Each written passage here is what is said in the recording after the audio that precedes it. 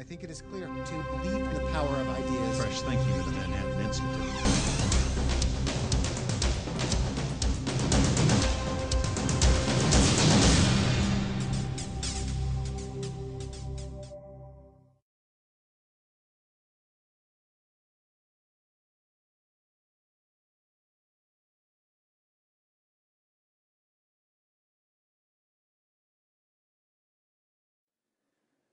I wanted to thank you all very, very much for coming tonight. My name is Brian Anderson. I'm the editor of City Journal, and I'm very happy to welcome again to our city Theodore Dalrymple, a.k.a. Anthony Daniels. Tony is the Dietrich Weissman Fellow at the Manhattan Institute, and he has been a contributing editor of City Journal for 17 remarkable years. I believe he's written more pieces for us than any other single writer. Formerly a psychiatrist at a prison and a public hospital in Birmingham, England, he now lives at least part of the year in France, where he devotes himself to writing. All of Tony's work is beautifully written, and in an era in which too much intellectual writing is impenetrable or poorly written, this is something truly to celebrate. But Tony is also a writer of astonishing range and profundity. Consider just some of the subjects he's tackled for City Journal over the last few years. The fiction of J.G. Ballard, the moral corruption of inflation, the British government's fiscal austerity program, the story of the PhD student in homicide studies who became a serial killer, the oppressive architecture of Le Corbusier, and a theme he's pursued for many years in our pages and elsewhere, the moral breakdown of the welfare state in Britain, a theme that proved him eerily prophetic when the UK was torn apart by horrific youth riots this past summer. As the riots raged, Tony's prescience was widely recognized. It is a Theodore Dalrymple moment, observed the Atlantic magazine. Now, I'm not sure that's a good or bad thing, but the Wall Street Journal praised his intellectually bracing coverage of the riots. I don't think he was happy to be proved right. Now, Tony's the author of something like 15 books, I've lost count, including 3 thick collections of City Journal essays. His most recent title in America, just out in paperback from Encounter Books, is The New Vichy Syndrome, Why European Intellectuals Surrender to Barbarism. Tony also writes for the Wall Street Journal, National Review, The New Criterion, and many, many other publications. Now, in addition to warning about the breakdown of the social order in Britain, he's long been skeptical about the European Union's chances for survival, which could, I fear, make him prophetic again. So, ladies and gentlemen, let me give you Theodore Dalrymple, Tony Daniels.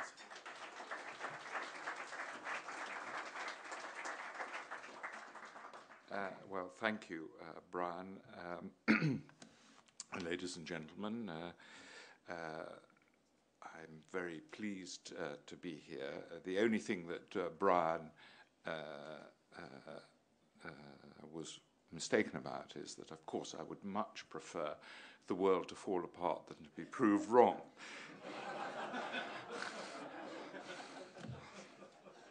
Let the heavens fall so long as I am proved right. Well, it's very nice to be back in New York, though perhaps I should tell you that the last time I was here, 2 days later, Lehman Brothers collapsed. And I went to Dublin, and all the Irish banks collapsed. And of course, I don't attribute this, there's no causative relationship, but civil conflict seems to follow me wherever I go, although I think it's possibly I'm drawn to civil conflict. Well, some collapses are more sudden than others, of course, and one can experience the slower ones at one's leisure. And to be in Europe is a little bit like being on the deck of a vast Titanic, which is slowly sinking while the band plays in an attempt to reassure the passengers that there's only a small hole in it.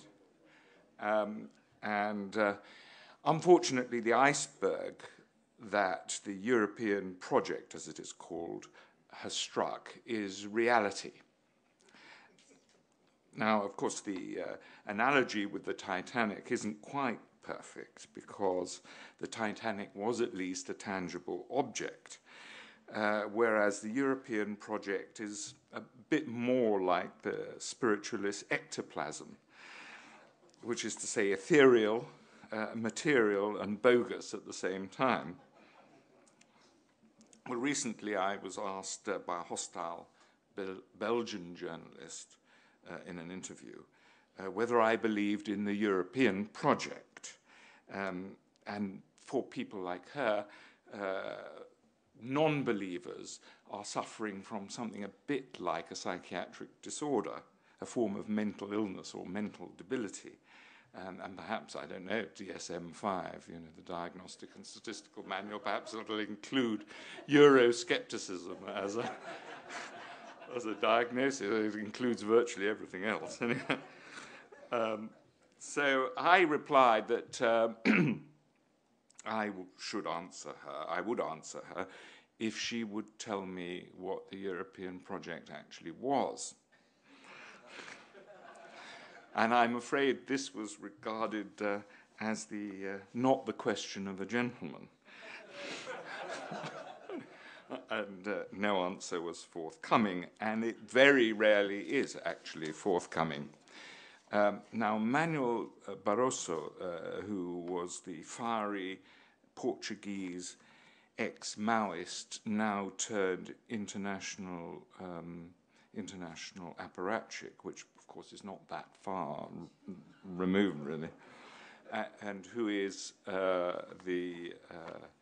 I always forget whether he's the president or the chairman of the European Commission or whether it makes any difference, actually. But he once let slip that the European project, was the creation of an empire, a kind of Austro-Hungarian empire, Habsburg Empire without the Habsburgs, I suppose, or without the Gemütlichkeit. I would prefer, Franz Joseph to Barroso any time. But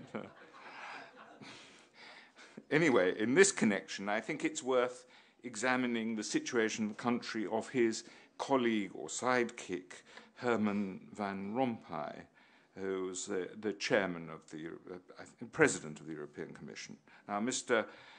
Van Rompuy makes a Sunday afternoon in Aberystwyth seem dangerously exciting. It must have taken years to develop such dullness. And when Nigel Farage, a British member of the European Parliament, was told to apologise for having said that Mr. Van Rompuy had the appearance of a low-grade bank clerk, Mr. Farage promptly apologised to bank clerks. Well, of course, they're not used to that kind of thing in the European Parliament. Anyway, Mr. Van Rompuy is a Belgian. And Belgium is a country which has not had a central government, as you probably know, has not had a central government for more than 500 days. And some might think that this is taking limited government a little too far. Though I must tell you, as an occasional visitor to Belgium, I find it difficult to tell the difference between Belgium with a government and Belgium without a government. But the reason that Belgium finds it so difficult to form a government is instructive. And forgive me if I tell you everything that you already know about Belgium. But Belgium, the difficulty is that, of course, there are two national, well, actually there are three, but one is so small it's not important, two large national groups living within its borders, the French-speaking Walloons and the Dutch-speaking Flemish. And they've had 180 years together in Belgium since the Treaty of London. But I should tell you that by far the most obvious border now in Europe is the border between Wallonia and Flanders. Because you go from Wallonia, where there's not a single word written in Dutch, to Wallonia. 3 yards later, where there's not a single word written in French in a country that is officially bilingual. And this linguistic divide, which one could almost call a linguistic iron curtain, it is as strong as that, is compounded, of course, by history and economics. Historically, Wallonia, the French-speaking part, was both economically and culturally dominant, and even the Flemish upper class spoke French, and indeed, until quite recently, children were punished for speaking Dutch in schools in Flanders. But with the decline of the coal and steel industries in Wallonia and the rise of comparative Flemish economic dynamism, and that is actually considerable. Belgium is actually the largest exporter per capita in the world. The Dutch speakers have become far more confident, both culturally and economically. But they have taken on, or it's been forced on them, large transfer payments between the two regions. And Wallonia is now very much dependent upon those transfer payments. So not surprisingly, the largest Flemish political party is nationalist in orientation, and the second largest is liberal in orientation, that is to say, believing much more in a free market and not believing in transfer payments. Whereas, I think you can probably guess what the main party in Wallonia is. It is the Wallonian Socialist Party, which, of course, believes in transfer payments and possibly bigger transfer, the biggest possible ones. And a large part of Wallonian life revolves around the distribution of the transfer payments. So it's actually like a political fiefdom. And since neither party has no party has enough, neither of the two main blocs, if you like, has enough power in Parliament to form a majority, the result is political deadlock. And that wouldn't matter so much if it weren't for the fact that it's imperatively necessary now for Belgium to reduce its government expenditure because it has quite a large budget deficit, and it already is one of the most publicly indebted countries in Europe, and therefore the world. Well, what is the conclusion that the Van Rompuys of the world draw from these well-known facts? Well, first of all, of course, they think it's slightly vulgar to draw attention to them at all. And if they had to reply, they would just say, well, you're a warmonger. And I can tell you that that is quite literally the kind of answer you get. So you believe in war, then? I mean, there are several stages ahead in the argument. And then they say, we haven't had a war in Europe for 65 years. And for most of that 65 years, we've had a European Union. Ergo, it's the European Union that has prevented us from having a war. And then you say, well, before the war, we didn't have avocados either.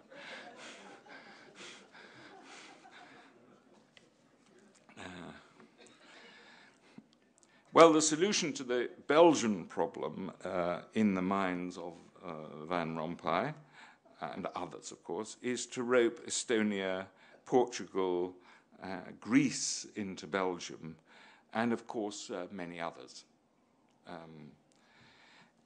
Because what will not work for two groups over 180 years will obviously work for about 50 groups in 3 years. I mean, the logic is perfectly obvious. Well, this is an example of the astonishing capacity of members of the European elite to deny the most obvious reality. And in its own way, this ability to deny reality reminds me of the ability of the intellectual elite in Europe and also in the United States, to ignore the reality of the Soviet Union in the 1920s and 30s. Well, perhaps intention in politics doesn't matter as much as effect, but what can scarcely be denied is that whatever its intentions, the European elite, of which Mr. Van Rompuy is both the most typical and the finest flower, is steadily and quite quickly to dismantle representative democracy in Europe in favour of a system that for once could almost be called fascist, though not yet brutally so. We don't yet have Mussolini, but we could yet have that. And at best, the system will be technocratic, though of course it's important to remember that technocracy is not synonymous with competence. And you can have the soul of a technocrat without having the skill of a technician. And in fact, the auguries are not too good, because the chap who's in charge of Greece was in charge of the central bank, and Mario was Super Mario was at the European Commission. Well, Mrs. Merkel has suggested that we need a genuinely functioning European Parliament. Anyone who has been to the European Parliament will know that it isn't really a parliament, with powers to oversee the kind of fiscal union that is one of the preconditions of saving the euro, the other main precondition being inflation. But it's obvious that if such a parliament were real, it could easily treat Germany as a milk cow, with goodness knows what political consequences, because Germany, although very powerful, would not be able to control a genuinely representative European Parliament, so it would not solve the problem. In other words, the Union can only work if it is opposed from above and is highly authoritarian and increasingly authoritarian. And I think we've already seen this. So while the trouble is that while the politicians in Europe talk European, they still have to act national, because for the moment they are still, some of them, elected. And there's a complete disconnection, and a dangerous disconnection, between the reality and the rhetoric. And as anyone knows who's been to Europe, there's a complete disconnection between the political class and the rest of the population. And the situation of Germany is instructive and extremely alarming. Its population never wanted the euro, but the political class went ahead with it anyway, irrespective of what the population quite clearly said it wanted or didn't want. However, it must be said that the euro did serve the interests of the German economy to a very large extent, because the Germans were able and willing, for internal political reasons, to restrict their labour costs and their social overheads. Those have declined markedly there, whereas they have increased everywhere else, giving them an enormous competitive advantage. They had an advantage anyway.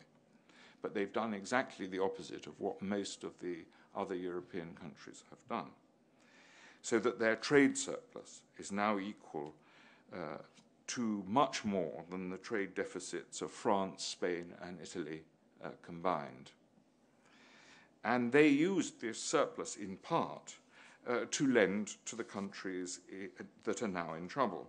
For example, they lent $150 billion in Ireland alone. And that amounts to approximately $40,000 per man, woman, and baby in Ireland. So that the German banks are in very serious trouble.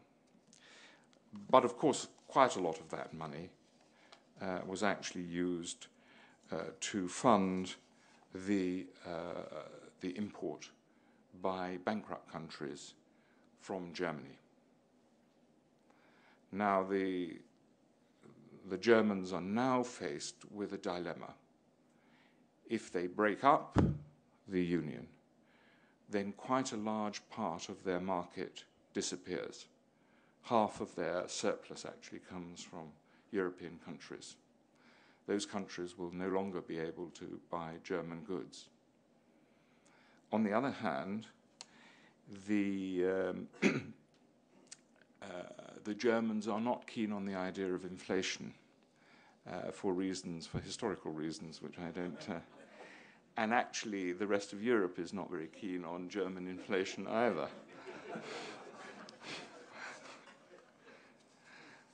So, although they have been able to provide a BMW or a Mercedes for practically every car in Ireland, the situation doesn't look very good.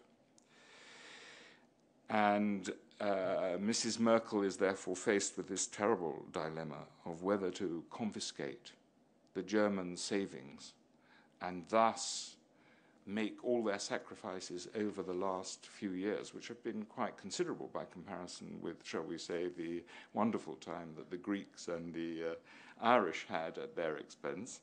It will make all those sacrifices completely pointless, and the population will become very, very angry. Or there could be a real recession in Germany. And all this has been brought about by the establishment of a currency that no one wanted in the first place. So this is an explosive political situation. And there is no solution. Mrs. Merkel, it isn't surprising that Mrs. Merkel appears indecisive, because she's being asked to square a circle in circumstances in which failure to do the impossible is potentially explosive. So, if I had to define the European project, I would propose as a working definition, and perhaps even as a mission statement, the building of post-Tito Yugoslavia. Thank you very much.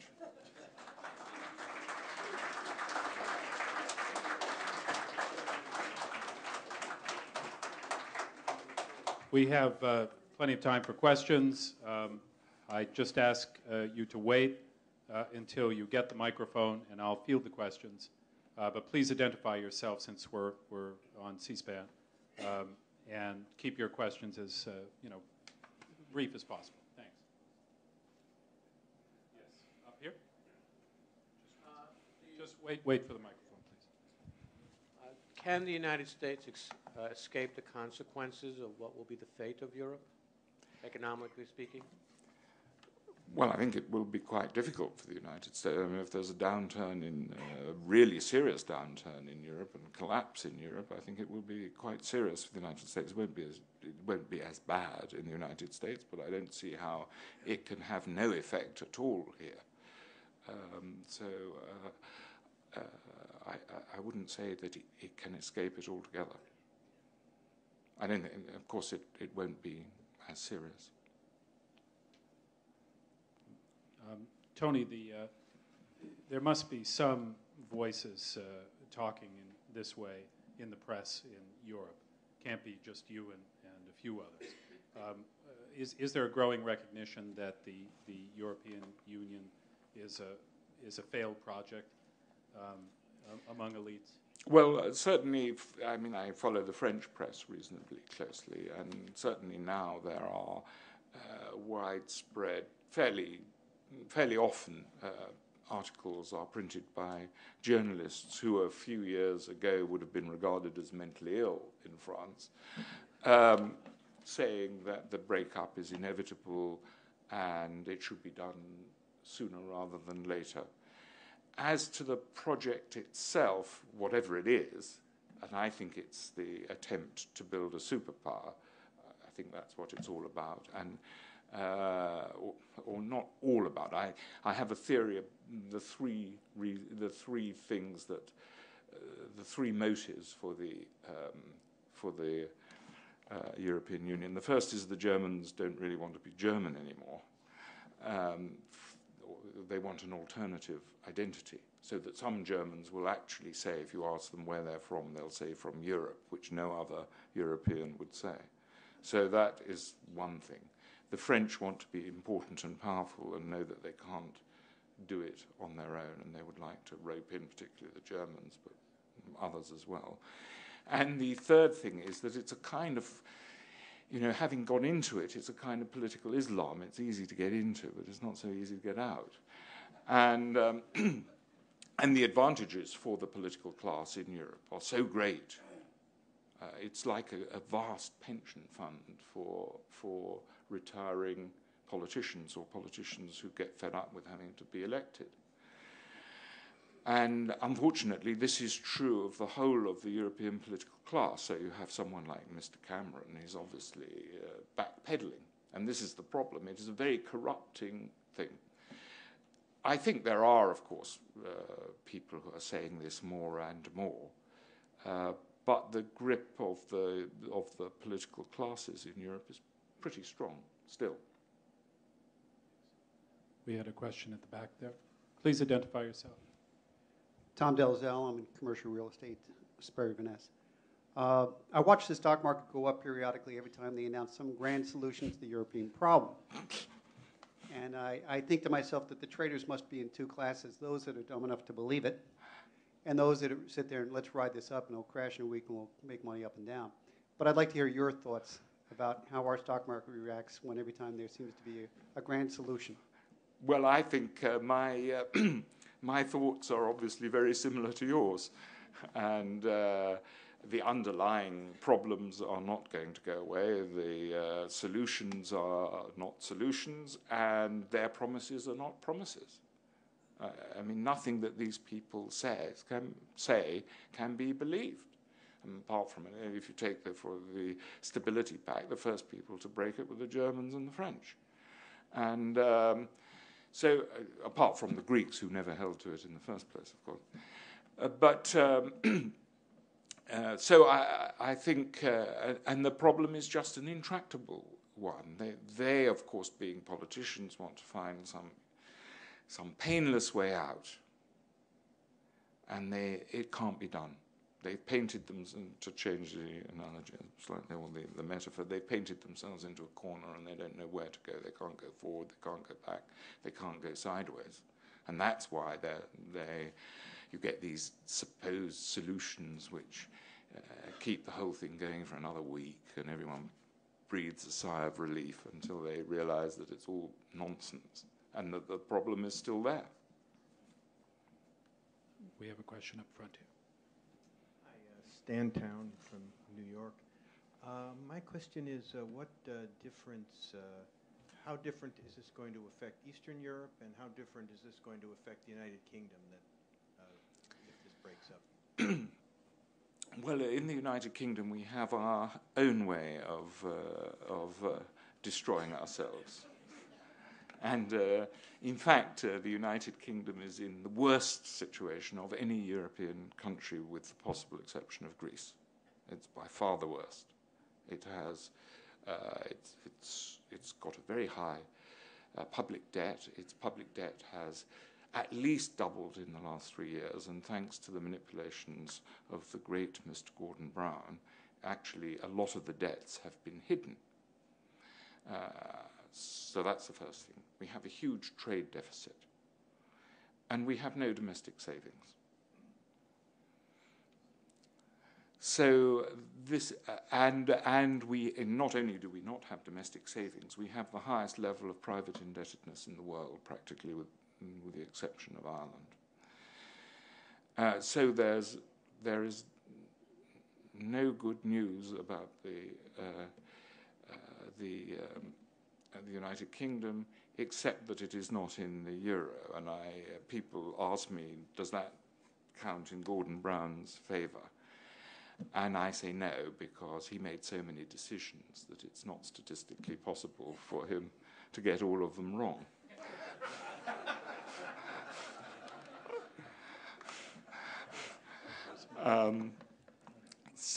And of course, Eastern Europe is going. I mean, its largest, by overwhelmingly, its largest market is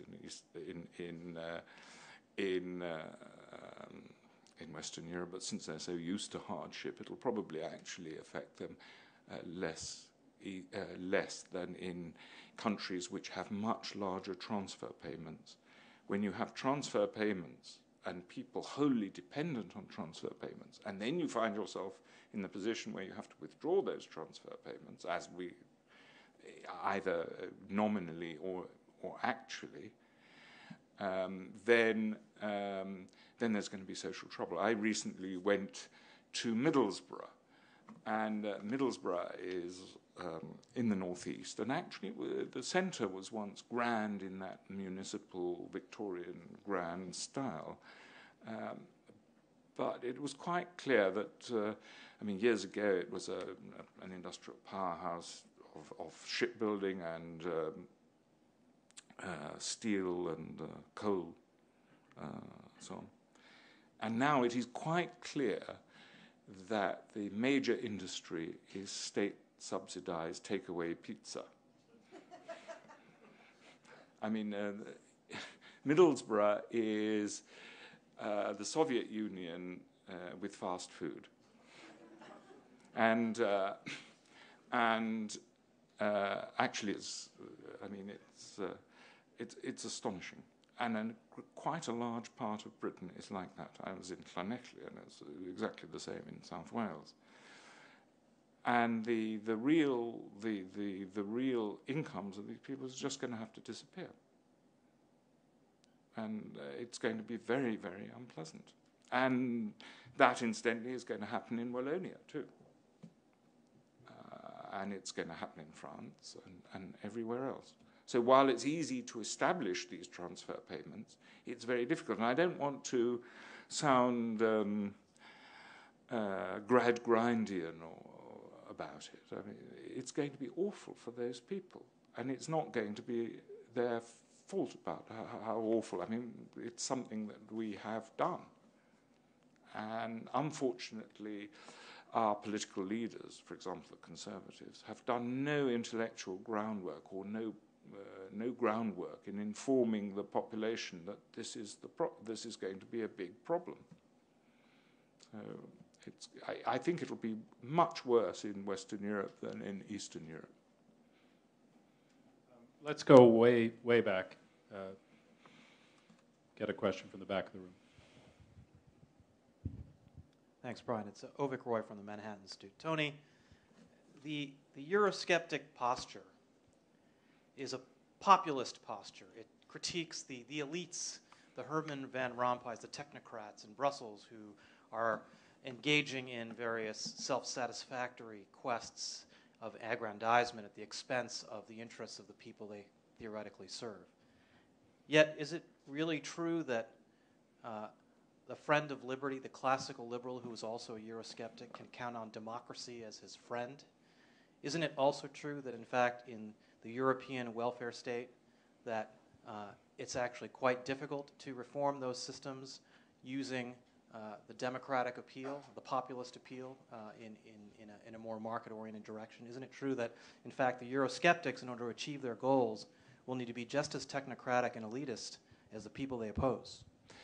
I don't think that's quite true. What is true is that it would be very difficult for the reasons that the Swedish Social Democrats understood a long time ago. They said they knew that once you had a sufficient percentage of the population that was dependent in one way or another on the government, then you didn't need to have a one-party state in order to have a one-policy state. And that's, in its essence, what we have. And, of course, we have a very high level of corporatism in Britain and elsewhere, where it's increasingly difficult to tell the difference between private enterprise and public service, as it were. So, of course, it is very difficult. In Britain, I think it's now 52% of the GDP is government activity of one kind or another, and 50% of the population is in receipt of some kind of direct subsidy from the government of one kind or another. And not only that, but we've changed the ambitions of young people. Young people now want to go into the public service because it's seen as the only way of having any form of security. And enormous privileges have been granted, especially in the last 10 years, to huge numbers of people who will have pensions that people who work in the private sector can only dream about. So I agree with you wholeheartedly that it's very difficult, and I have flirted with the idea of constitutional change, because unless we do something, we're on a giant ship that is just headed for the rocks. And so I agree with you, it's extremely difficult. But it's even more difficult because no politician ever tries to make the case, at least in Britain. And that's disastrous. Up here with Debbie, right there, yes. I believe Europe accounts for about 20% of U.S. exports. What percentage of Asia's exports relates to Europe as a market? I couldn't give you the figures, but I know that the European Union is China's biggest customer. So it's important for China as well. And if it's important for China, it's important for the whole world. And it would not be surprising if other countries were, because despite everything, of course, Europe is the largest trading area in the world. So I don't think the Asians will be looking on with joy on all this. Okay, we have time for a few more questions. Let me go to the back of the room, then move to the front, back here. Saul Stern, City Journal.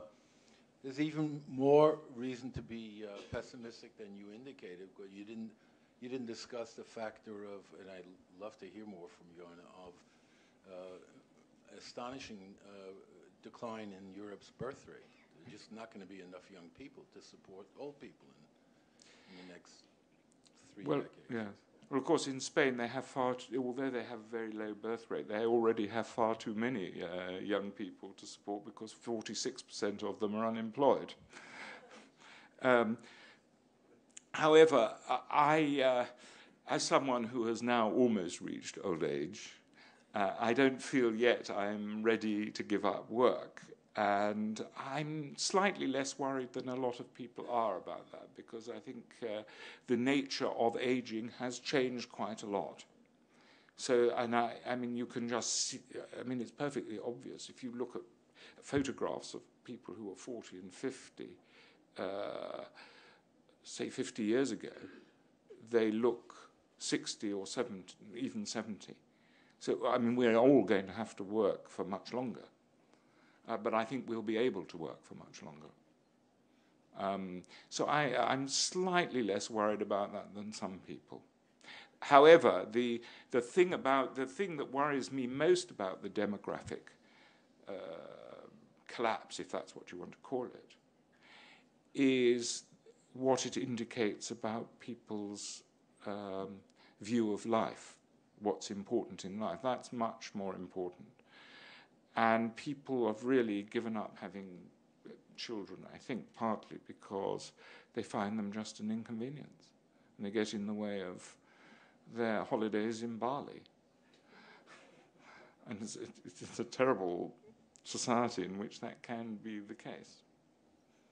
All right, we have time for maybe 2 more questions up here, and then we'll move to the front. Paul Linthurst from Mount Vernon.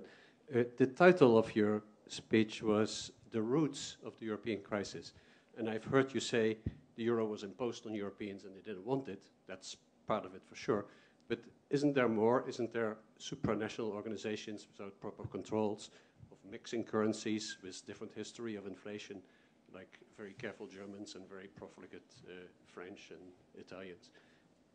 Yes, that's absolutely right. And I was asked actually by the Belgian journalist who thought I wasn't a gentleman. I was asked next whether I thought that nationalism was a danger. And I said that I thought, of course, some kinds of nationalism are very dangerous, but supranationalism in our current circumstances is a bigger danger. Partly, of course, because it's going to provoke the very kind of worst nationalism that it's supposed to be the answer to. So, of course, the supranationalism, the danger of supranationalism is that no one really feels it. As I said, people have to act national, but they speak international or supranational. So yes, I mean that is at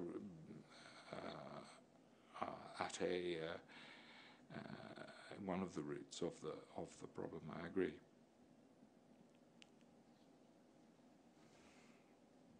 Tyler Beebe. As we know, 5 or I think 6 governments have already toppled in the EU due to this mess. Are you totally dismissing the possibility that the new Mario Montis, if you want to categorize them as being of that ilk, cannot force austerity on their resistant populations to the extent that they maybe can turn this supertanker towards the right direction? Well, I think there's one interesting counterexample, and that is Ireland. Actually, Ireland has done very well, and it's the only country in Europe so far that's been able to deal with this in what one might call a mature way. And I go to Ireland quite often, and it's very impressive. They threw out the government of the the political party that's been dominant since independence. That got the smallest share of the vote that it's ever got. So it was the biggest, the most crushing defeat. But they accepted the necessity. The population has accepted the necessity for austerity. And I have friends, for example, I have a friend who's a doctor who works in the government system, and she has accepted without any fuss at all a decrease in her salary of 25%. And many, many people in Ireland have accepted it, and there's been no social unrest about it whatsoever. And the reason for this, and I think this is quite impressive, and is completely different from Greece.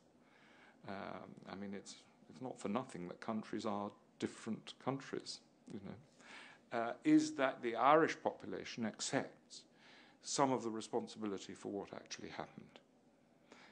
It knows that the bankers were absolutely. I mean, the head of the Anglo-Irish Bank was called the worst banker in the world, which was probably true at a time when there was quite a lot of competition. So the banks were no good. The government benefited enormously because the problem there was private borrowing, and there was an absolutely mad property bubble. I think they built something like one new house for every 6 people, and since Ireland was not a place of homeless people to begin with, this wasn't a terribly good idea. And you can go through Ireland and see all these ghost houses and everything, ghost estates. But the government benefited. And one thing that I did learn from this experience is that a balanced budget is not in itself automatically a sign of health, because all through this period, in fact, they had a budget in excess. They had more money coming into the government than they were spending, even though they made the Irish, at the same time, they increased the Irish public service and made it the best paid in the world. But all within a balanced budget. So it appeared all right. But of course, the ultimate source of the money was taxation on transactions which were themselves from the bubble, which itself was caused by the borrowing and so on. But the Irish population recognizes that it was involved in all this. It was borrowing money enormously to buy large parts of Bulgaria, and all over the world it was buying large. It went absolutely mad. And because they recognized that they were involved, the government has been able to impose a great deal of austerity. And the government also did one very good thing in the face of a great deal of pressure from the European Union. It kept its company taxes low. They were trying to. This is a very interesting thing. I'm sorry if I'm going on, but the French accused the Irish of having predatory taxes. And the predation was failing to tax. And fortunately for the Irish, they were able to resist the pressure that really would have sunk them. So that is very impressive. But you can't have that. I mean, I think for cultural reasons and historical reasons, the same thing, which obviously, the origin is all slightly different in Greece. You're not going to have a population that's going to accept austerity in the same spirit as in Ireland. So, I think although we talk of Europe as if it's one thing, it isn't one thing. The things are slightly different. Not that the Italians, though. They just might do it. Well, yes, they're ingenious enough to do it. It will not be done honestly.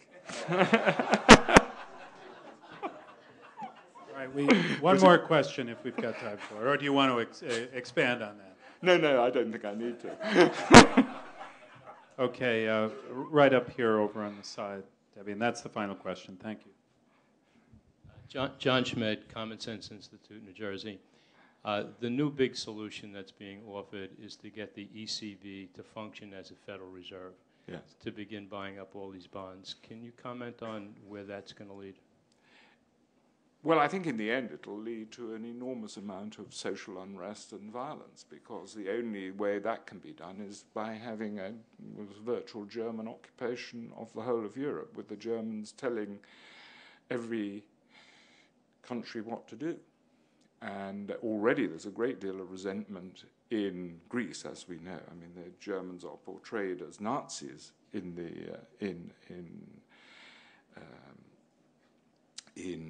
Greece, and the Italians are actually becoming very anti-German now.